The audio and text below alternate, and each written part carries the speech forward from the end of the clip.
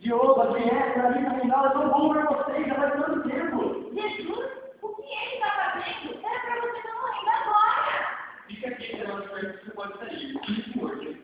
Mas, gente, já faz muito tempo, eu quero sentar e conversar com vocês. Jesus, esse está me fazendo de morrer. É uma situação difícil. Sim, eu morri, mas veja, eles estão vivos agora.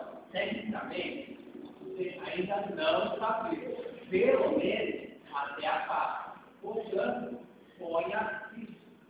Mas, galera, eu já passei por tudo isso. Vamos juntos tocar na vida. Sim, eu estou vivo, mas eu quero que você dizendo para quem deve você. Para que você pudesse viver como eu. Você foi realmente ao inferno por nós? Eu não consigo imaginar como foi. Era um urgente, você viu o diabo? Ok, galera, isso aqui é uma piada. Sabe, Jesus, você realmente não está levando a sério a sua morte. Portanto, respeite o seu personagem há quase 2000 anos.